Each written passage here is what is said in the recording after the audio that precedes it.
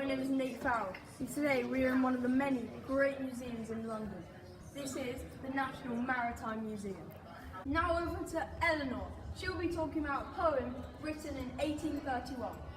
Yeah, so this poem was written by Sir Thomas Elmslie in 1831, and it's in memory of Thomas Boteler, and it's about the yellow fever on the west coast of Africa in 1829, and he died and all his crew died as well.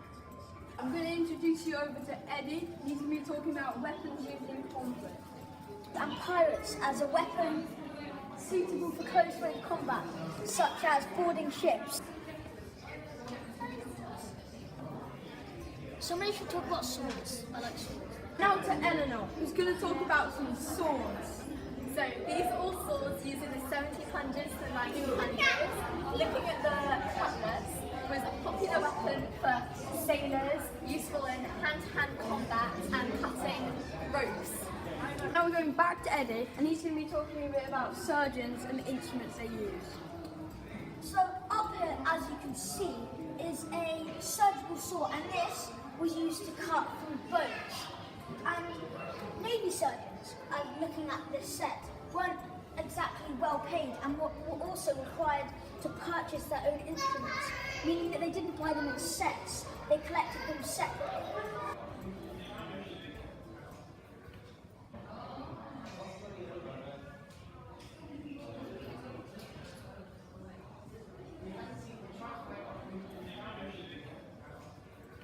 Talking a little bit about the barometer. Now, this was used around 1800s. It was to forecast the weather, and it was also to measure atmospheric pressure. The barometer is so important because back then there was no such thing as a weather forecast. So they needed to know what they were preparing for, such as a storm. Or after. Not before.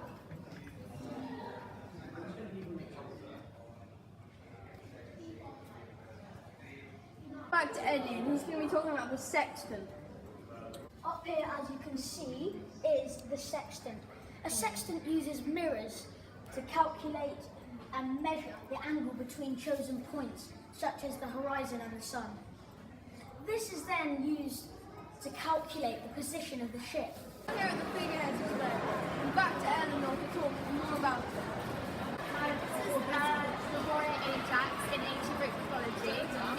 The ship was launched in 1809, and the HMS Ajax served in the Napoleonic War and the Crimean War. This is a bulldog, which is a symbol of British aggression, and on its collar is Cave Canem, which means the wearer of the dog.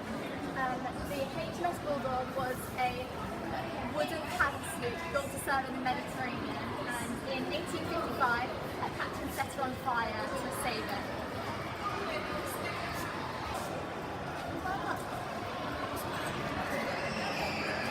The Royal Navy abolished figureheads for major vessels in 1894.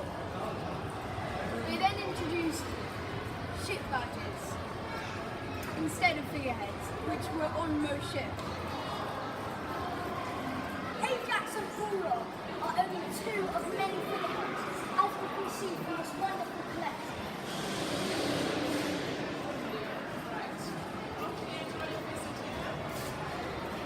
This was a model frigate ship, probably the Lowestoft. This is made of fruitwood, gilt, pine, bone, cotton, silk, glass, nuclear, paint and varnish. So frigate ships were known as the eyes and ears of the fleet. They protected the convoys, operated against enemy merchant shipping and privateers, and acted as a reconnaissance vessels. The model troop boat. Troop boats were used during the capture of Havana and St. Lucia. They allowed the landing of troops along a coastline or river with shallow beaches. Once the boat had grounded, the troops were disembarked over the boat by means of a wooden gangplank. This is the National Maritime Museum, a museum about everything to do with the Royal Navy, ships, the sea and trade between the oceans.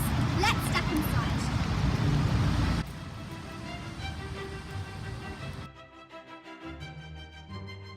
A surge for speed dominated the 1920s and 1930s. In 1933, Schubert Scott Payne, a pioneer of flying boats and fast naval craft, applied aircraft know-how to the design of Miss Britain III.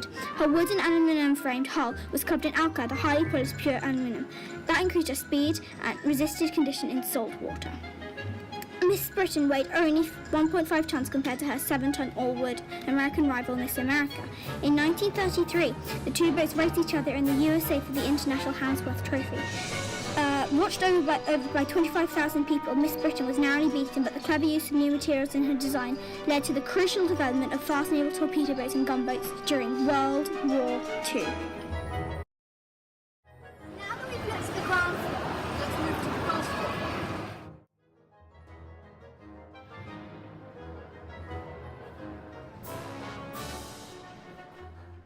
Across the Atlantic, they traded sugar, coffee, as you can see by this coffee plant, tobacco, which was very popular as it was believed smoking was good for your health, and cotton and textiles, using by clothes. Metals and metalwork, very good for jewellery, and fishing.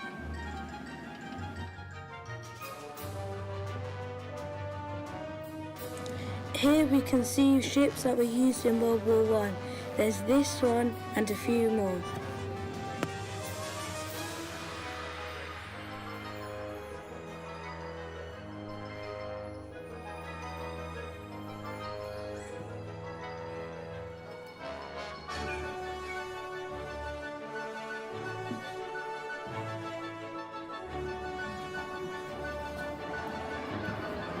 Now we're going to leave the children's section and go over to ships and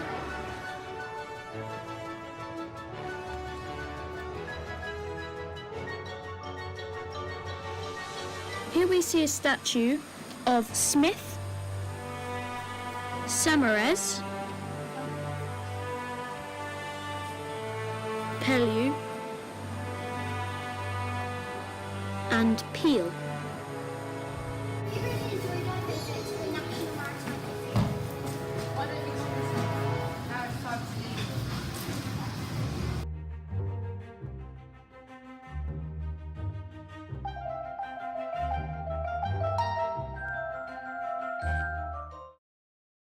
The heart of Maritime Greenwich, this is the world's largest maritime museum filled with inspirational stories of exploration, trade, bravery and adventure at sea.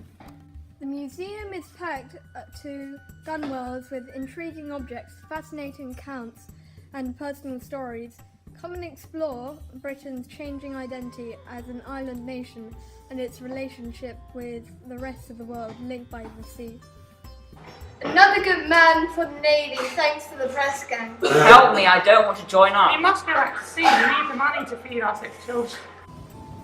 Here in the Maritime Museum, we've been looking at many things, such as the weaponry that has been used and the many boats.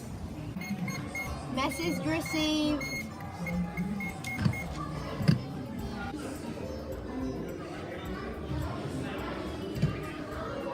Models like this come in churches. This large barnacle was scraped off the whole of an East Indian. That is a down. That is a Kibber indicator. An asteroid and 2 Chinese water. This is Admiral Sir William Sidney Smith.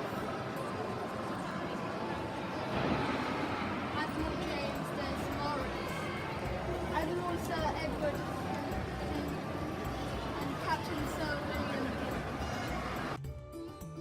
Documentary on the back of his head. It's black and it has hair.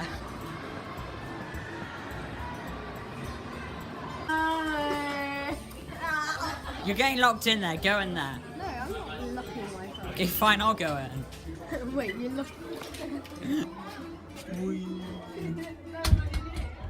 It's like this, one here, in churches, in churches, to remind the congregation of their relentless, oh God, I can't read these words, it's used to shoot whales.